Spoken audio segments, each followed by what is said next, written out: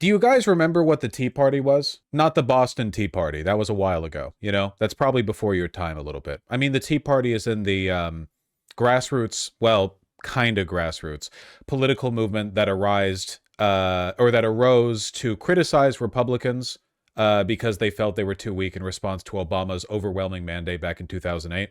The Tea Party was basically the beginning of what MAGA is now, the proto-MAGA movement, where they were like, we need more populism, more aggression, more Christian nationalism, more overt racism. Like, we need to be much worse, basically. You know? You guys remember that? It started with Rush Limbaugh, as so many bad things did. I think we might be getting near that point with the Democrats now. I talked about this a lot yesterday because, like, the Democrats have failed us immensely. The Democrats gave Republicans. So the Democrats over Biden's term did not go after Trump. They allowed Trump to continue to walk free, even though they absolutely could have buried him in legal pressure. They just chose not to over January 6th. I guess they just thought like the public should decide or whatever. You know, they gave the Supreme Court to Trump by way of losing to him prior by fronting Hillary Clinton. They gave both houses of Congress. They've given him the presidency, and now they've backed off completely. When was the last time you heard something from Biden? Nope, he's gone. When was the last time you heard something from Kamala Harris? Nope, she's gone. Good night, y'all. Fucking literally, you lose. Goodbye. We're just like empty, vacuous politicians. Remember how active Donald Trump was even after January 6th failed? You'd think like Donald Trump would have run to the edges of the earth after that. Like failed insurrection, turned on by his own party for a time. The Democrats didn't capitalize on it. And then Biden gets inaugurated. But nope, Trump never stopped. And look what it turned out to be. You know, like, look how that happened. My argument from yesterday and now today, like, the only path forward is infinite hatred towards the Democrats. Because they did this to us. They f***ed us. They ruined it. They did it to us. They did it deliberately. They did it through incompetence, through malfeasance. They did it through abstemiousness. They're horrible. I hate them. I hate Pelosi. I hate Schumer. I hate Jeffries. They're horrible, horrible, horrible politicians. And I mean that both in terms of their ethics and in terms of their ability to actually be politicians. You saw this clip, right? I hope you did, because it's pretty bad, where Hakeem Jeffries did a press conference, and he was basically like, well, what do you want us to do? We need audio for audio to happen. What leverage we actually have? What leverage do we have? They control the House, the Senate, and the presidency. It's their government. What leverage do we have? Just remarkable. Just absolutely remarkable. Incredible defeatism. They lost by 1.8%. Oh, sorry, there's nothing we can do. We have no power. Because Democrats don't believe in the use of the bully pulpit, they have no power whatsoever. Meanwhile, like 99% of the time when Republicans do something that gets national attention, it's just them talking into a microphone. Like, most of the time, when Republicans do something that pulls people towards them, it's not through their ability to enact policy. What policy has Donald Trump put forward yet? No bill has gone through the House, the Senate. He hasn't signed into law anything except for the partially bipartisan supported Lincoln Riley. Is that her name? I forget. I can't remember names. The anti-immigrant act, the fascist Lincoln Riley. Thank you. Yeah, act. That's the only thing that's gone through. He's put forward a bunch of executive orders, but apart from that, most of the attention that Trump gets has always been through his ability to talk into a microphone. If power to change public opinion was built only on control over government, why was Trump so influential from 2021 to 2025? Can somebody explain that to me? I'm begging you. Can somebody explain that to me? He wasn't in power. It's the bully pulpit. It's soapboxing. Strict control of the media environment. Not even that. Right now, the media environment is completely controlled by the right, but back in 2021, 2022, no, not really. There was a period of time during which they were even turning on Trump. Democrats just failed to use this power. They don't believe in it. So if we're going to get out of this mess, there's two ways, okay? Short of like rah revolution. Yeah, I get it, okay? Short of that, in terms of like electoral performance, you make a third party or you make the Democrats better. Third party for a wide variety of reasons that I've been rambling about for 5 years now. I just don't think it's very viable. It's very, very, very, very, very, very difficult to build this up. Certainly in the context now, the political context, you know, that we exist in currently. It hasn't succeeded yet. I don't think it'll succeed in the near future. However, I do think that pressure is mounting right now against the DNC. I think that people are getting more and more upset.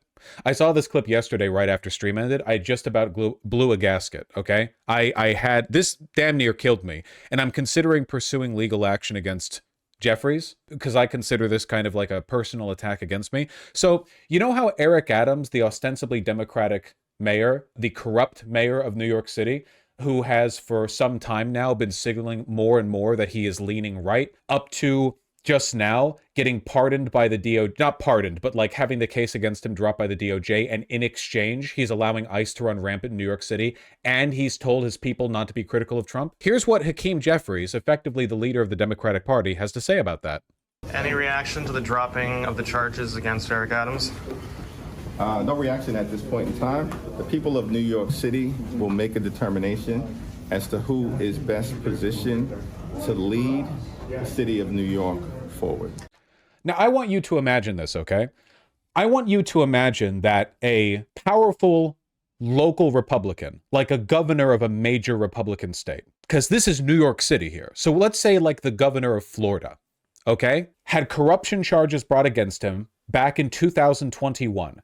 And then the DOJ dropped them, and in exchange, the Republican governor not only announced a bunch of left-wing policy, but also allowed the Democrats to run the state more directly, and said that he and his officials would no longer criticize Democrats. And then you went up to any Republican and asked them how they felt about that. That motherfucker would be torn apart. Republicans threaten to primary their own people if they disagree with Elon on anything. The Democrats won't even turn on people who have already drank with Judas. Like Hakeem, there is apparently no line where Hakeem Jeffries is willing to rein in his own party. There is literally no point after which he will go, oh no, I think we should have some kind of standard within our party. Like maybe our party shouldn't be comprised entirely of people with no values who will kowtow to the right. I owe my constituents nothing. If you want more on how uniquely unlikable Jeffries is, you should check the comments on his talk with Jon Stewart. Yeah, unfortunately, I can't go over because I'm pretty sure Jon Stewart's podcast is content ID'd, but like everyone hates Hakeem Jeffries. I hate Hakeem Jeffries, but a lot of other people do as well. Me hating him, that's not new. Yeah, here you go. The comments underneath this interview. Usually John's podcast episodes give me food for thought. This time it helped lull me into an afternoon power nap. My God, this can't be the future of Democratic leadership. Criticizing him for his healthcare policy. Bernie interview amazing. AOC interview inspiring. This interview painful. Establishment Dems clearly don't have a plan. Let me save you an hour. John politely points out it appears the Democrats think our current problems have to do with messaging rather than delivering for the American people, that the public is frustrated and angry that corporations and the wealthy rig the system. Hakeem's response, we must do a better job of messaging. We do deliver for the American people. I've seen the interview. Pretty sure Hakeem Jeffries hates Hakeem Jeffries at this point. He should. Embodiment of everything wrong with the party. Everyone here hates him. Everyone hates Hakeem Jeffries. No one likes Hakeem Jeffries, okay? And that's important, because it didn't used to be this way. The average liberal voter has always been more or less okay with Democratic leadership, at least, you know, in recent years. But now, I hope, we might be building to some kind of genuine reckoning. This is just from yesterday. Scoop. Dems pissed at liberal groups, Move On and Indivisible. A closed-door meeting for House Democrats this week included a gripe fest directed at liberal grassroots organizations, sources tell Axios. Why it matters. Members of the Steering and Policy Committee, with House Minority Leader Hakeem Jeffries in the room, on Monday complained activist groups like Move On and Indivisible have facilitated thousands of phone calls to members' offices. People are pissed. A senior House Democrat who was at the meeting said of lawmakers' reaction to the calls.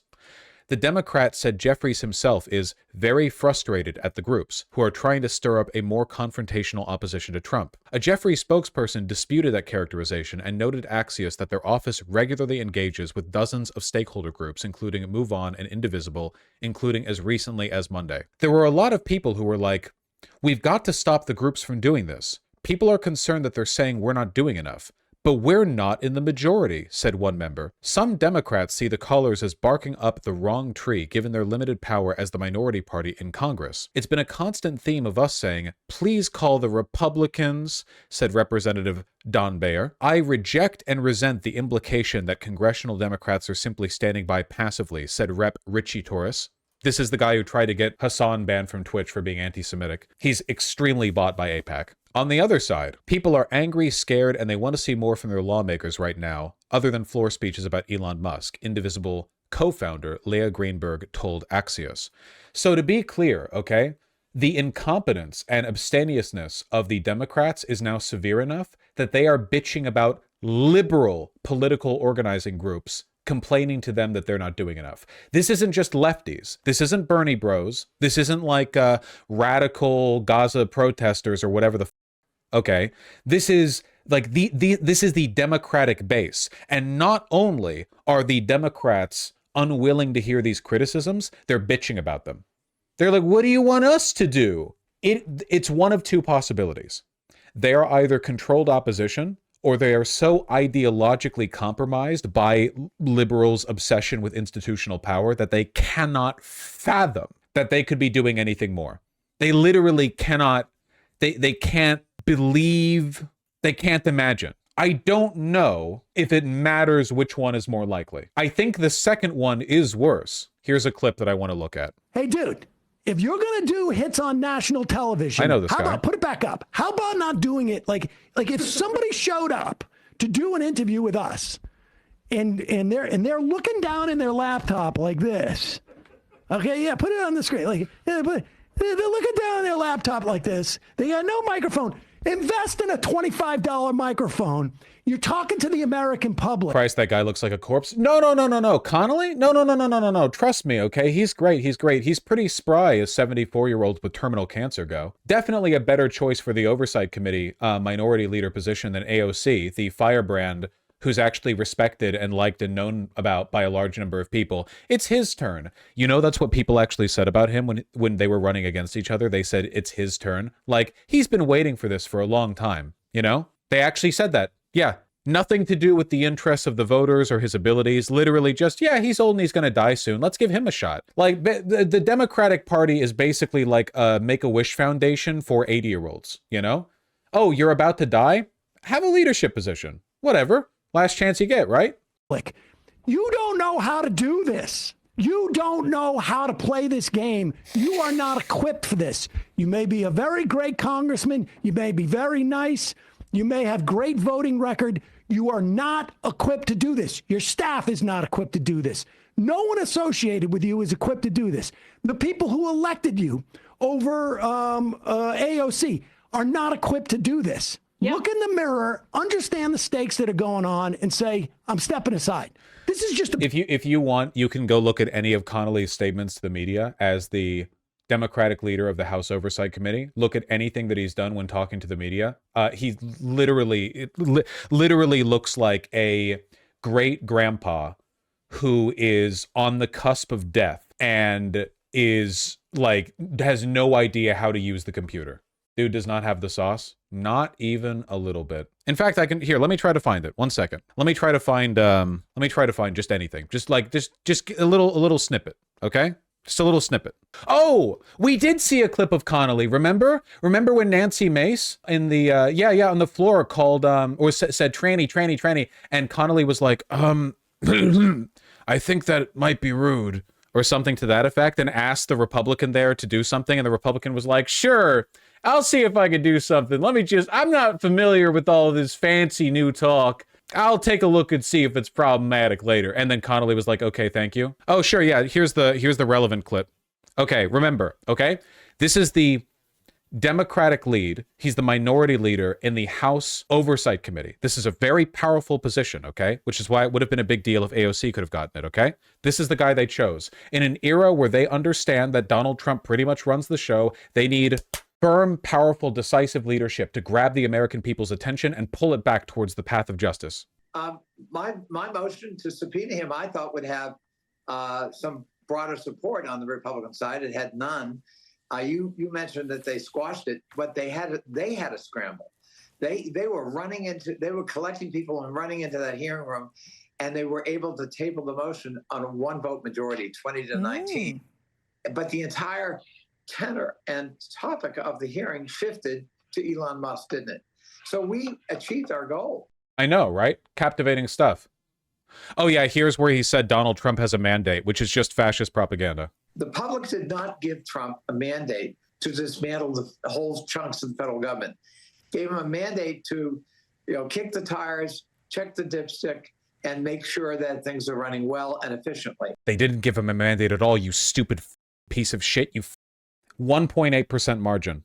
One of the closest elections in American presidential history. Like up there in the top quarter of close races. I just gotta chill out. He's so forgettable. You're forgetting you showed this clip literally yesterday. I'm not forgetting that. This is actually a different segment. So by showing the clip in this segment, people who didn't see the other segment can see it in this segment. It's a sneaky trick that us YouTubers use. Obama did get a mandate. Obama's margin of victory was significant.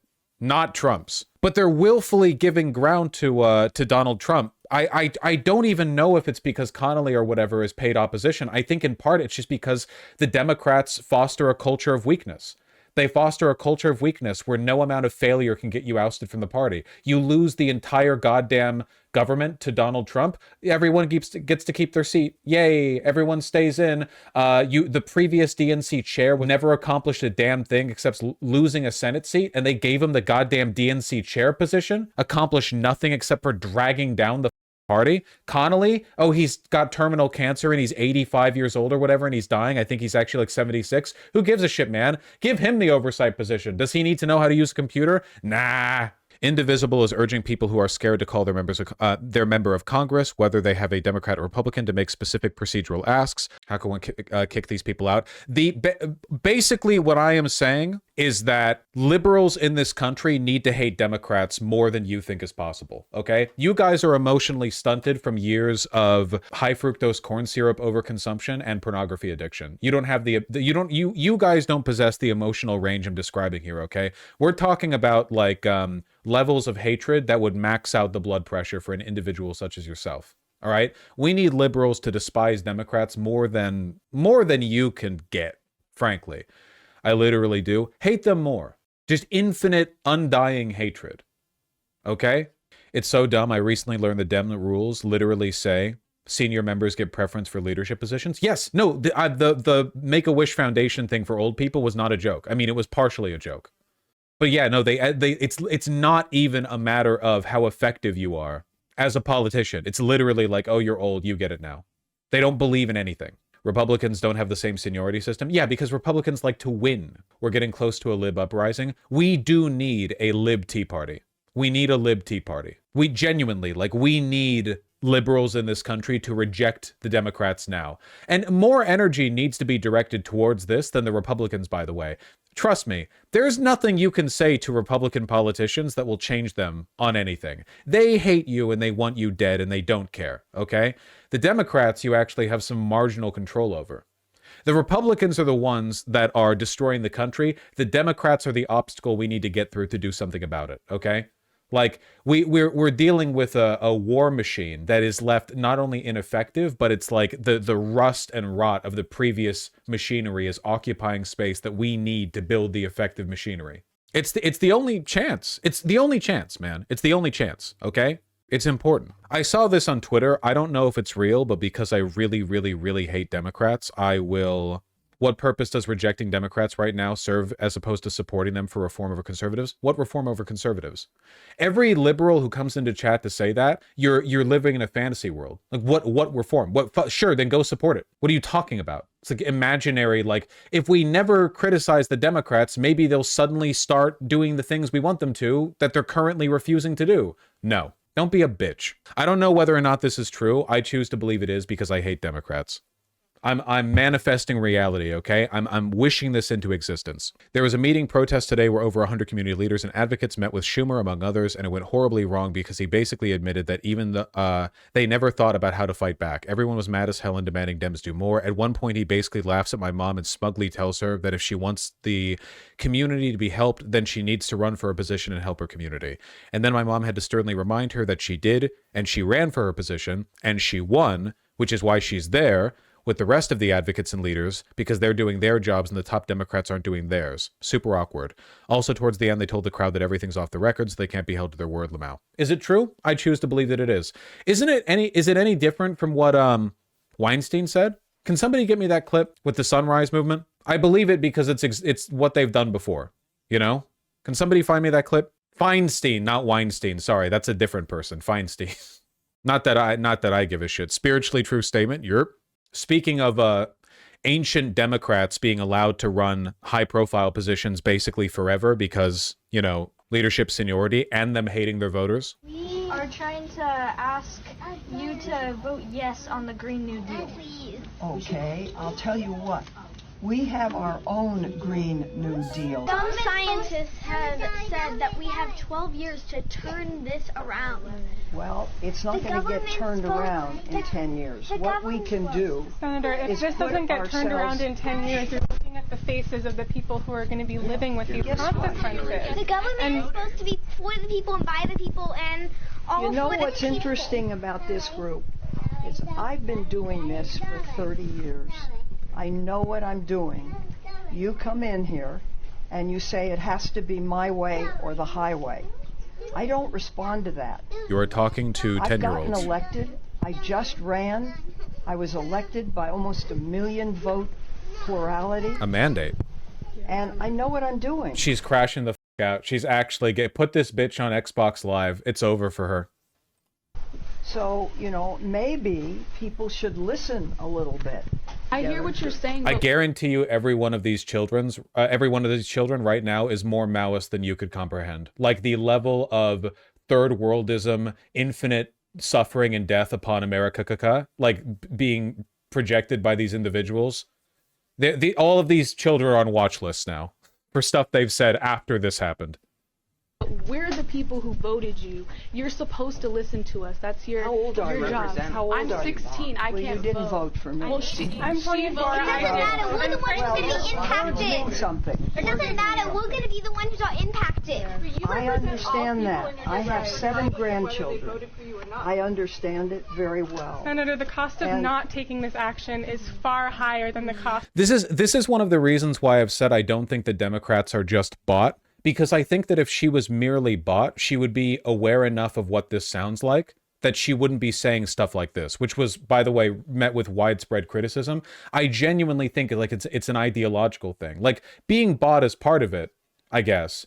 But I really think the main part of it is just like they really are just ancient, arrogant, out of touch coastal elites. Like the Democrats hate their constituency. Republicans fear them, you know? Because like Republicans will do or say anything to try to stay in line with the wishes of their constituency, and Democrats just despise you for interrupting them. How is this any different from what happened yesterday with the Axios report, where Jeffries is like, "Why the f are all these guys calling us and telling us to do something? We can't do anything. We only run the largest political party on earth outside of China and control billions of dollars and have connections to the networks. Every country. We were only incredibly powerful. Like, what was Donald Trump able to do during Biden's term? Like nothing, right? Nobody heard from him? No one heard anything from him? Of what the Green New Deal will be. And there is enormous popularity for this bill around the whole country. And we're asking you to be brave and do this for us and for your grandchildren. Get enough for everyone. I'm trying to do the best I can, which was to write a responsible resolution. Any plan that doesn't take bold, transformative action is not going to be what we need. Well, you know better than I do.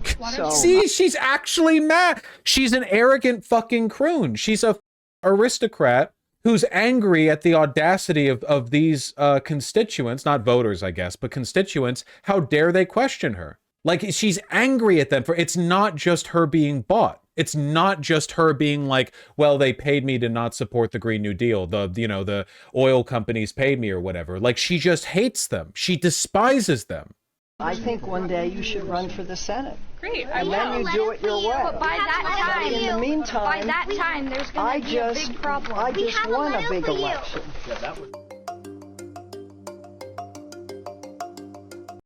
That's the Democrats. You don't like that I'm not fighting climate change? Maybe get 50 years older and then run for the Senate and then do something about it. I just won an election.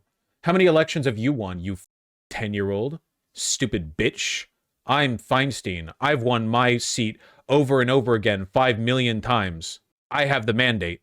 A Tea Party type deal is our only hope here. I'm sorry, guys. Either you reject electoralism entirely, which I think is extremely misguided, because as it turns out, being in charge of the US government is really like powerful. Like that's actually a really powerful position. You're kind of giving up the, you know, you're kind of giving up a big seat with that one. Dude, I'm a crash out. No, unironically, like I've always gotten more angry watching Democrats than watching Republicans, because at least you know the Republicans are evil. Like they believe in evil, they're pro-evil, but like, you know. Real question, what does contacting your state rep do? It's surprisingly effective in a lot of cases, depending on the way in which you contact them. But I think that a lot of Democrats legitimately don't understand that they are hated and despised by their own voter base. You know, they need to know. Like, and and this is my call to action. If you are an American, you should be contacting your local representative with phone calls or with written letters. Emails are less effective, but if you have to, you have to. And you should say, like, I'm disgusted by your lack of action. Can you please pressure Schumer and Jeffries to do more? I'm not going to give you a prompt. Type it up yourself, okay? But like, they need to understand how hated they are. Send them, I hate you, I hate you, I hate you, I hate you, I hate you, I hate you, I hate you. Essentially like that. Use colorful language. No, don't actually just send them a bunch of swears or whatever. What if my rep is Republican? Yeah, if your rep is Republican, tell them you hate Jeffries, okay? I'm sure that'll achieve the goal you're looking to achieve.